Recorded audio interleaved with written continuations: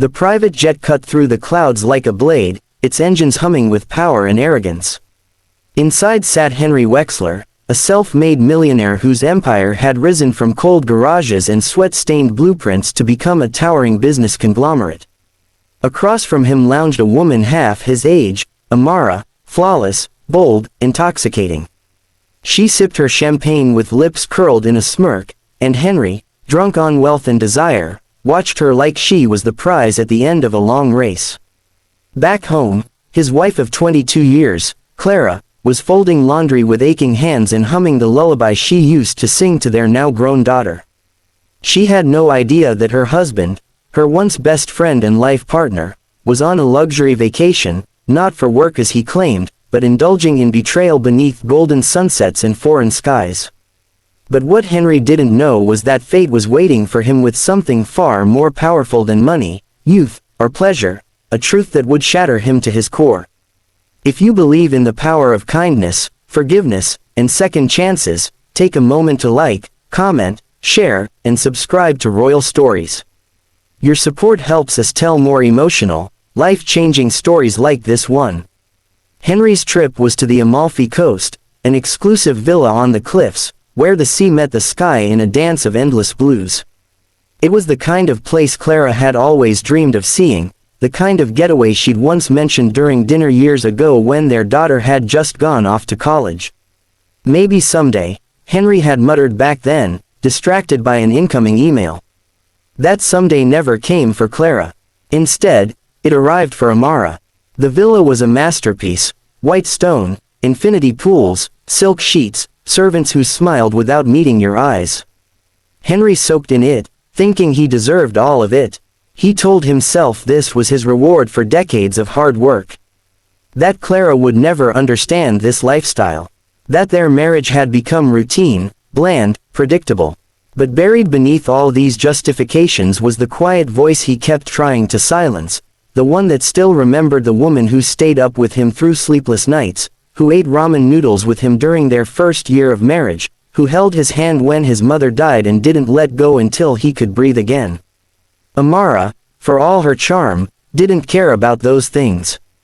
She was there for the view, the money, the glamour. She laughed at Henry's jokes even when they weren't funny and posted filtered pictures of their breakfasts without tagging him. Every evening, she asked about shopping, not stories. When Henry spoke about the struggles of building his first company, she nodded absently, checking her reflection in the mirror. But he ignored it all, too proud to admit the growing emptiness inside. Back home, Clara continued her quiet life. She watered the plants, donated to the local shelter, and visited her sister in the hospital. She never once suspected anything. Her love was still intact, even if weathered by time. She had noticed Henry drifting emotionally, yes. He smiled less. He was colder. But she blamed the stress of work. She believed in love, in commitment. She believed, above all, in him. But something unexpected happened halfway through Henry's trip. While he and Amara were exploring the coast, a waiter, an elderly man with kind eyes, served them dinner one night. He placed the food gently, then turned to Henry with a hesitant smile. "Sir," he said in broken English, "you remind me of someone who loved deeply once." Henry chuckled. "Well, I still do," he replied, placing a hand on Amara's. The waiter looked at Amara, then back at Henry with quiet sadness. "Maybe," he said, "but not her. Not this one. Your eyes say different." Then he walked away. That comment haunted Henry. That night, for the first time, he didn't sleep well. He lay awake beside Amara's flawless body and stared at the ceiling, hearing Clara's laugh echo in his memory, seeing her face on their wedding day. He thought of the way she cried when they lost their first baby, how she had buried that grief and still smiled for his sake. He thought of her old hands packing his suitcase before this trip, folding his shirts with love he never thanked her for. The next day, Amara grew annoyed at his moodiness.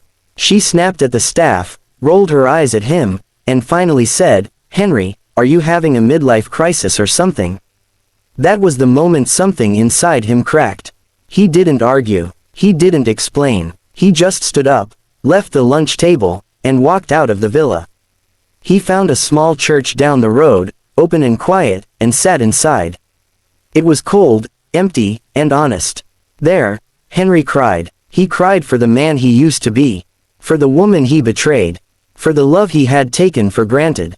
And in that moment, he realized something no amount of wealth could ever give him back: time. Without even returning to the villa, he booked the earliest flight home. Clara was in the kitchen, baking her sister's favorite cookies. The house smelled like cinnamon and care. She heard the door open and called out, "You're early. I thought you were back next week." But when she turned and saw his face, something in her chest dropped. His eyes were swollen, his shoulders slouched, and the silence that followed said more than any words. He dropped to his knees. "Clara," he whispered, broken. "I made the biggest mistake of my life." She didn't yell. She didn't cry. She just stood there, still, like a tree weathering a sudden storm. She looked at him, not with hatred, but with the deep sorrow of someone whose heart had been stretched too far. "Why, Henry?" she asked softly. "Why wasn't I enough?" He couldn't answer. Because the truth was, she had always been more than enough. The days that followed were silent, heavy. Clara didn't leave, but she didn't forgive him either, not yet. Henry stopped going to the office. He cooked breakfast, fixed broken shelves, and volunteered at the same shelter she supported. Not for show, but because he needed to feel useful again. Human again. He gave Amara a final call, telling her he would never speak to her again. She didn't cry. She didn't care. Clara watched from a distance. She didn't trust words anymore. She wanted to see change. And slowly, painfully, she did.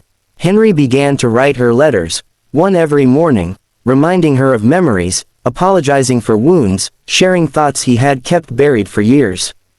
It was like watching a ghost come back to life. Months passed. Spring arrived, then summer. And one morning, Clara placed a small letter on the breakfast table. Inside, it said, "Maybe someday we can take that trip together. The one to the Amalfi Coast. But only if you're sure the man you were never comes with us." That was the day Henry smiled, really smiled, for the first time in years. If this story touched your heart, please like, comment, share, and subscribe to Royal Stories. Your support helps bring more powerful, emotional stories to life, and reminds us all of the importance of love, redemption, and second chances. Special request. In the comments, tell us, what would you have done in Clara's place? Would you forgive, or walk away?